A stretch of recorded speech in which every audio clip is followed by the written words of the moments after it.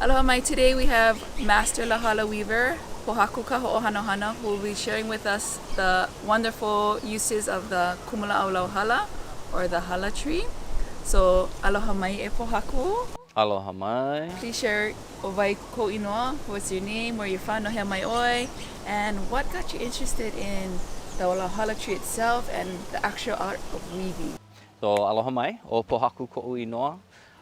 Noho wau ma ka hakuloa. He mea ulana lauhala wau. So I'm a weaver, I live in Kahakuloa. What actually got me interested in lauhala weaving was back when I was in my mid-teens, so about 15 or so, I got interested in my genealogy. So basically that's what sparked the interest. What I did was go around and ask all my oldest family members the stories or traditions, how my family lived in the past, what the kupuna did basically during their lifetimes. And part of the knowledge that I gained was that both of my dad's grandmothers were lauhala weavers. So they didn't only weave lauhala, but lauhala of course was the main source of weaving for Hawaii. After finding that out, I wanted to try and see what it was like. The only experience I had was going to explorations in Oahu when I was young and making an lauhala bracelet. So I didn't. So by that time, I didn't. I still had no understanding of hala. So then by the time I was 19, I searched out some kupuna to teach me lauhala, and so at that time I was living in Honokohau Valley, and that's where one of my grandmothers were born.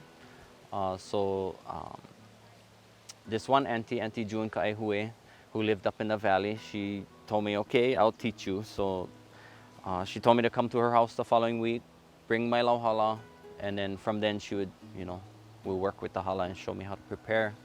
So I went to her house the following week. I brought some lauhala that I had gathered, went to her house, and basically she took a look at my lauhala and told me it was junk, so I had to throw it away. And so she had her own little stash on the side. So she taught me how to clean, prepare lauhala, and get it ready for weaving. And then the first thing she taught me was baskets. So the first thing I started learning was baskets. And so, of course, right then I went home, just made a bunch of baskets. And of course, all my first baskets are totally kapulu because I was just learning. So plenty pieces were inside out or backwards. Wasn't tightly woven, really loose, but when I look at the progression, I keep my first baskets to remind me where I started, so, but it started from there. It started with my genealogy, finding out that both of my dad's grandmothers were weavers, and yeah, once I started learning, I just never stopped and made it part of my life. Mahalo na ka maolelo ana mai. So, in your mana'o, do you look at it as more of a kuleana? Because in our traditional Hawaiians, we are passed down kuleana, knowing or not knowing that it's our kuleana. Yes. So just from hearing your mo'olelo, it just reminded me of how that just could have been your hana kuleana, or that it was passed down to you with you not knowing, just your interest and your desire to learn. So mahalo no kela mo'olelo. That was very, very interesting. First time I heard it, so mahalo nui. No, now it's a kuleana. It's a total kuleana. But when I first started, I didn't feel that way. I was like interested in just learning this and that and trying. And now, because, eventually I had 7 different kumu that taught me all their different ways of weaving. So 4 from Maui, 3 from Big Island. And I've lost almost all of them. I only had 1 teacher left.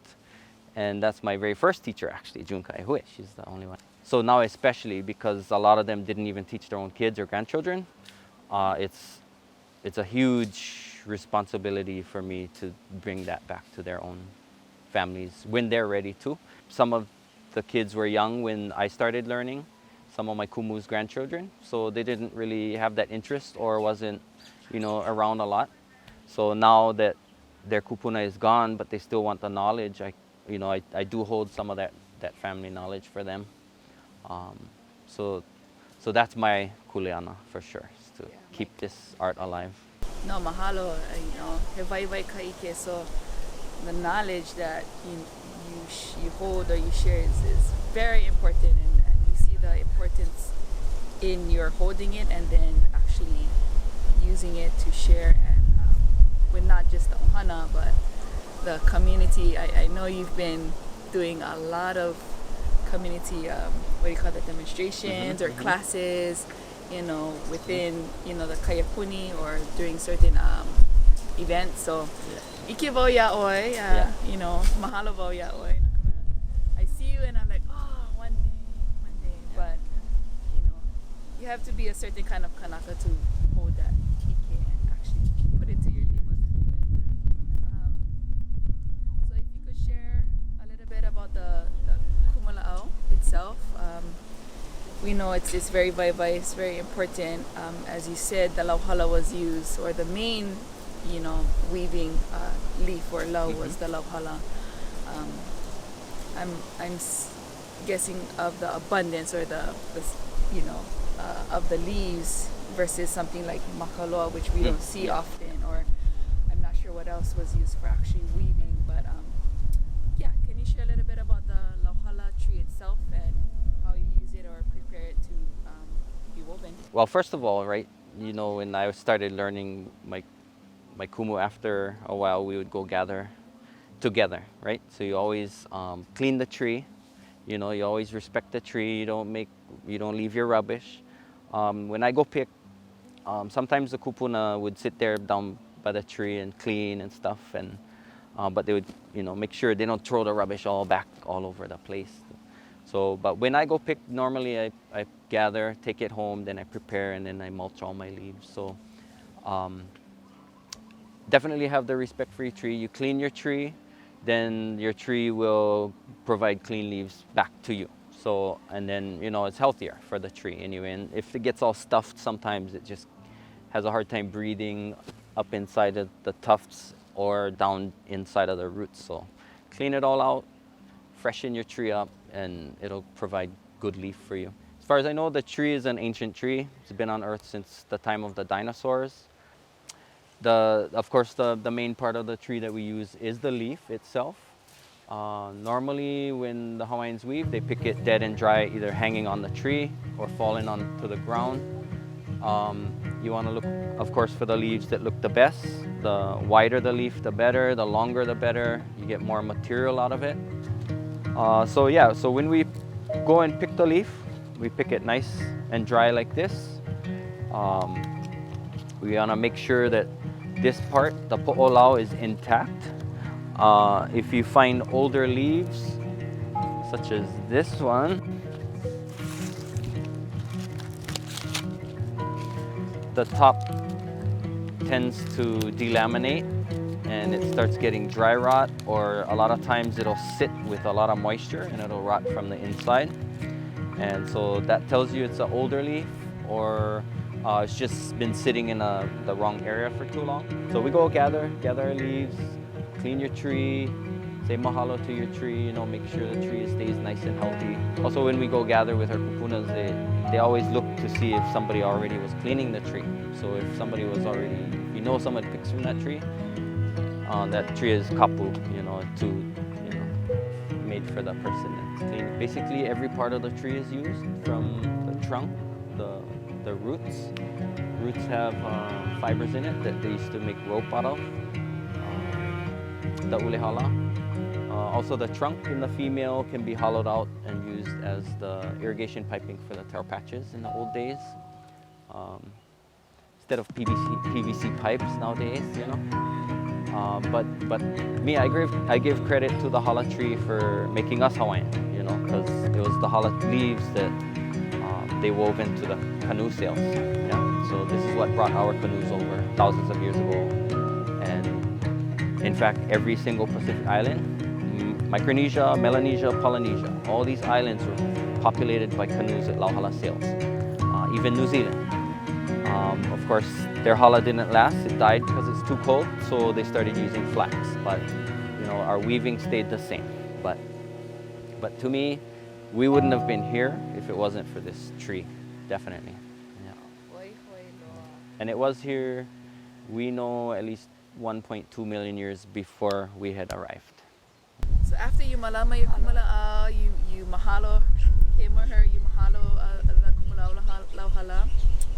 You gather your mea, your lau, you clean it, take all the kuku off.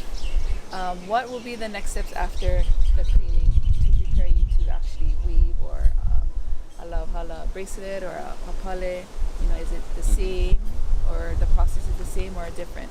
So yeah, depending on what you're making, well, the process of the leaf is all the same. Also knowing your grade of hala, so certain leaves are only made for maybe making baskets and mats and coarser things, where certain leaves you can use for finer work, more pliable, stronger, longer lasting for papale, bracelets, things you wear like purses, you know, and get a lot of wear. So knowing your grading of hala.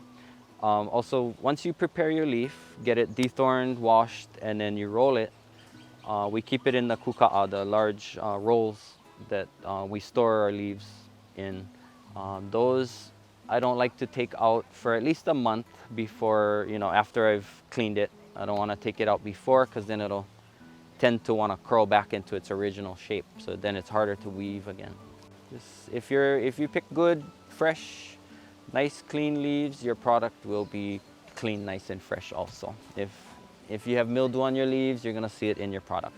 Well, we also know that, you know, traditionally, culturally, you know, lifestyle, Hawaiians were very clean and neat. So that's why we can see their work throughout the generations still be like day one.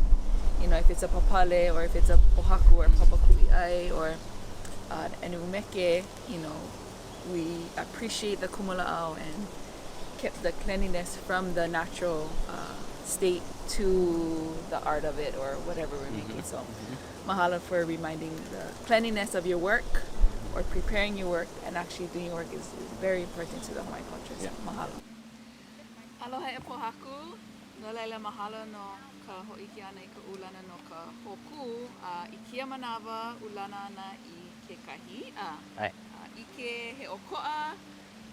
Oi aku ka pa'akiki paha o ka i'a ma mua o ka hoku no laila e ho'iki mai. Hiki no. So, pono oi I elua, ano like me ka hoku. So, ho'omaka like no me ka hoku. So, kauko ko ana mua, like me ke ia, he ku ke ia ia. And ke nana nei wau I ka hope, ke kua o ka lau. No leila kau ka mea lua ma ka waina, o ke ia ka moe. So, me ka ulana, ke ku nei ke kahi lau, o kela ka makaku. Ina ke moe nei ke kahi lau, o kela ka maka moe. Yeah? So, ku moe. So, ho'omaka mako ma ka lalo. He, pelu oi a kau, me ke la. Ki I ka mea elua, pelu oi ma ka hema. Yeah? Ma waina o na mea elua ma ka hema. Okay. E ino ko lehua, ki I ko mea elua ma ka au kau. Okay. Pelu ke ia, ma luna o na ku elua ma ka au hema. Okay. A leila huli ko mea. Okay. Like me ke kanaka po'o'ole ke ia. Okay. Ki I kona lima. Pahu ia I loko ma ka au kau. Okay. A hiki ke ia puka, yeah, ma nei. Okay. Ki I ke koana. Yeah, kona wawai a kau. Okay.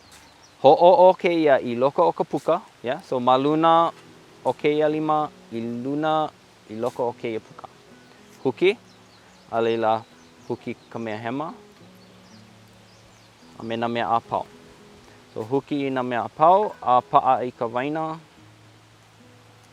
Ai kahi pahu ma ka waina, yeah. A like me ka hoku e huli oi ma ka hope. So Pono oi e ku I keia kaha. So ku keia mea ma ka waina, yeah? A ole huli ia me ka moi, but ku. Ke ku oi I keia, ki I keia koana ma ka hema. Okay, pahu ia ma ka au a kau, hana I keia puka ma ane I nei. Ki I keia koana, ho'o I loko o ka puka, a hiki ka hapa, yeah? So mai ho'o a pau, keia koana, yeah? So hana keia puka ma ka lalo, ma hope o ke la, huki ke koana hema, a ho'o ke la mea I loko o ka puka ma ka lalo. Okay? Huki ke la, a leila huki ke ia, a leila eia ka ia. Yeah?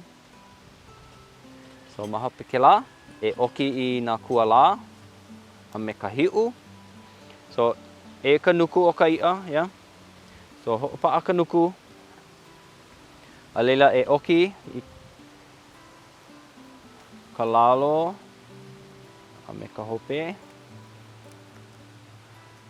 huli ia, a hana ho.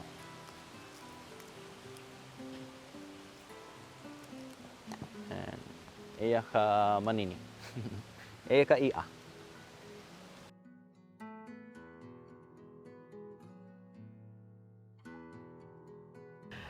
So he leo mahalo kia ia o ko pakahi a pau no ka hui ana, no ka ho'onanea pū ana me mākou, no ka ho'oka ike, no ka ho'olohe ana I ka ike Hawaii o kia makumu. Mahalo nui for all of you tuning in with us throughout these past days and really, you know, engaging in the ike that has been shared from all these wonderful mentor and kumu of Maui, of Hawaii. He leo mahalo keia, again, mahalo to Ka'ehu, again, mahalo to all the people who shared and engaged with us in our keiki and our community. And again, this is encouragement to all you folks to find that space in your own community to learn, to engage, to share, to create relationships with Aina and with people and learn more and share more in the culture in the Aina, and I'm so happy to be able to share with you folks today and throughout these past days. So mahalo piha ia o ko pakahi a pau o wau no o ka haku riti kamara ma ka ehu a hui ho launa pu ho kako I ke kahila a hui ho.